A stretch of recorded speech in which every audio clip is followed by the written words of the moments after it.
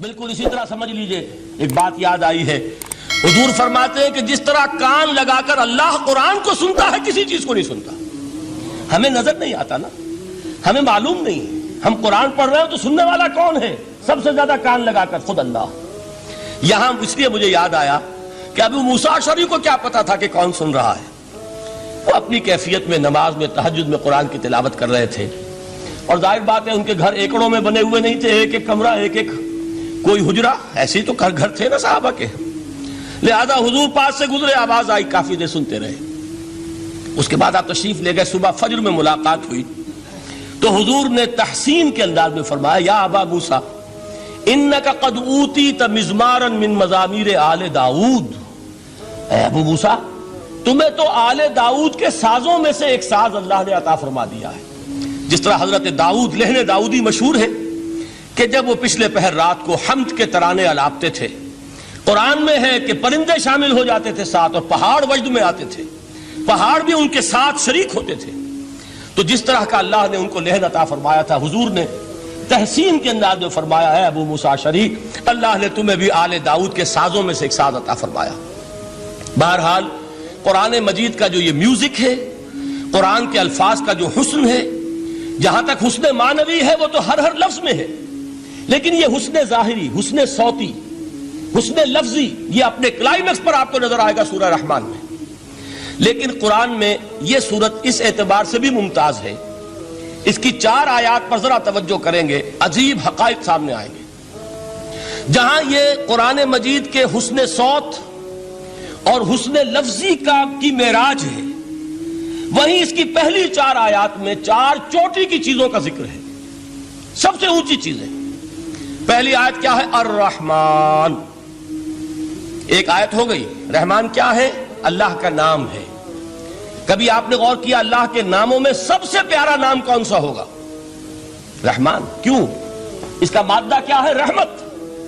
ہمیں سب سے بڑھ کر جس چیز کی ضرورت ہے وہ کیا ہے؟ رحمت خدا بندی. نام اچھی طرح سن لیجئے اس حضور کے قول کو.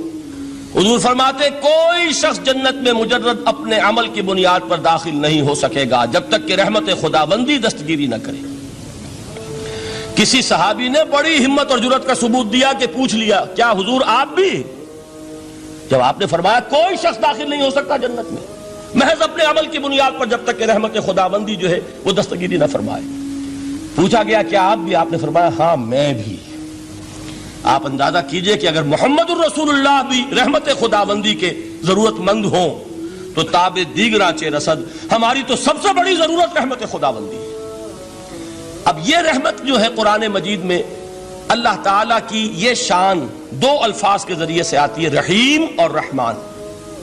اور کوئی مادہ نہیں ہے جس سے 2 نام بنتے ہوں اللہ کے، لیکن یہ مادہ ہے واحد رحمت کا کہ جس سے رحمان بھی ہے رحیم بھی ہے. رحیم صفت مشبہ ہے، رحمت دائم ہو جائے گی، مستقل ہوگی تو رحیم کہیں گے.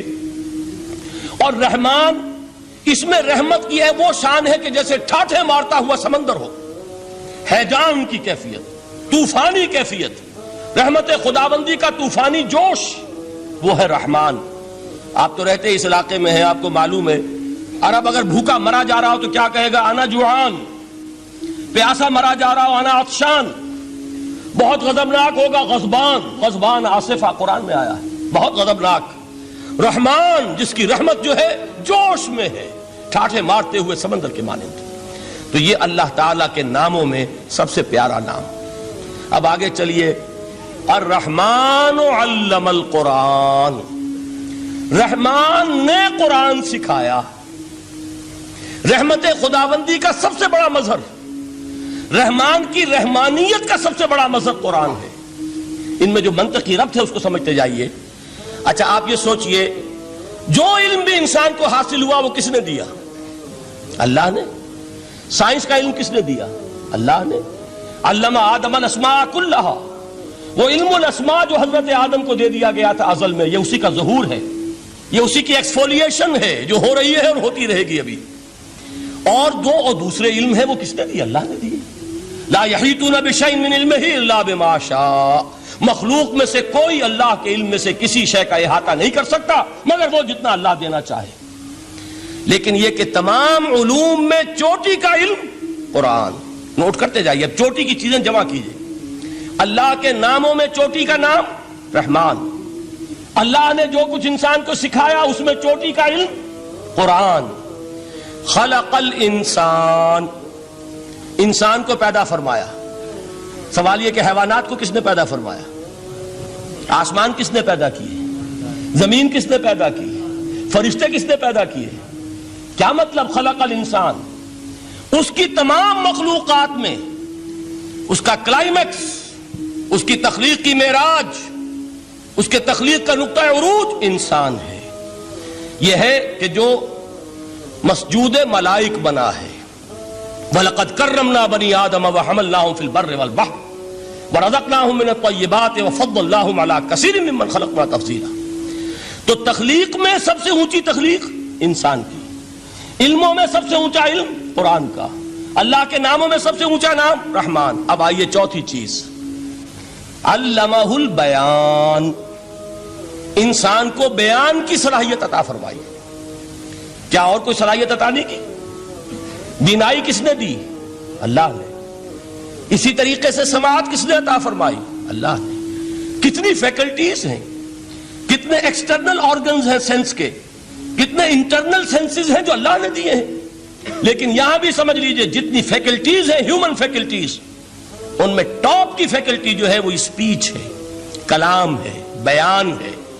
جن لوگوں نے میڈیکل سائنس کا مطالعہ کیا ہے وہ جانتے ہیں کہ یہ برین ہے، ہیومن برین، اس برین میں جو وہ اوپر ایک زرد سا مادہ ہوتا ہے، گرے میٹر، اس کی ایک کوٹنگ ہوتی ہے. یہ ہائیسٹ ایوالوڈ فارم ہے اور اس میں سب سے بڑا رقبہ جو ہے وہ اسپیچ سینٹر کہلاتا ہے.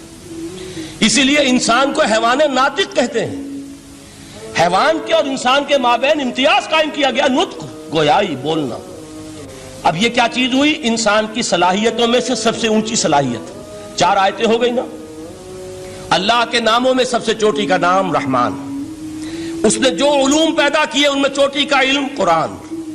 اس نے جو مخلوقات پیدا فرمائی ان میں چوٹی کی مخلوق انسان. انسان کو جو صلاحیت اور استعدادات عطا فرمائی ان میں چوٹی کی استعداد بیان. جمع کیجئے، نتیجہ کیا نکلے گا؟ وہ نتیجہ ایک حدیث نبوی کی شکل میں سامنے آتا ہے. پہلی حدیث میں نے یہی پڑھی تھی، اس کے راوی کون ہے؟ عثمان ابن عفان. میں حیران ہوتا ہوں وہ قافیہ یہاں بھی موجود ہے، رحمان، قرآن، بیان، انسان، عثمان، عفان. باپ کا نام بھی اسی وزن پر ہے، عثمان ابن عفان.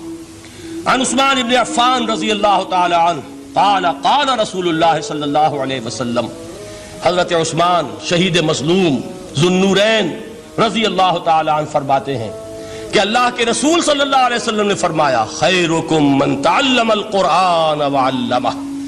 تم میں سے بہترین لوگ وہ ہیں جو قرآن سیکھیں اور سکھائیں. قوت بیان جو تمہاری ٹاپ فیکلٹی ہے، اس کا استعمال کسی گھٹیا کام کے لیے نہیں ہونا چاہیے.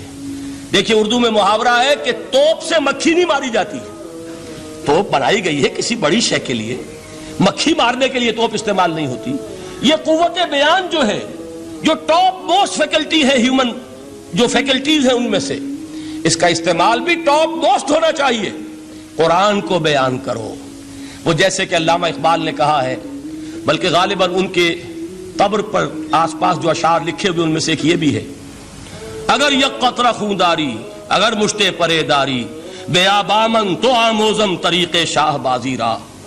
اگر تمہارے اندر ایک قطرہ بھی خون کا ہے اور مٹھی بھر بھی پر اگر اللہ نے دیے ہیں تو ہے میرے پاس آؤ کہ میں تمہیں شاہبازی کے طریقے سکھاؤں. اسی طرح جان لیجئے اگر اللہ نے قوت گویائی عطا فرمائی، اگر اللہ نے تمہیں حیوان ناطق بنایا، اگر اللہ تعالیٰ نے تمہیں یہ صلاحیت عطا فرمائی، اس صلاحیت کا مصرف دنیا کو نہ بناؤ، اس صلاحیت کا مصرف اللہ کے کلام کو پھیلانے پر اس کو صرف کرو.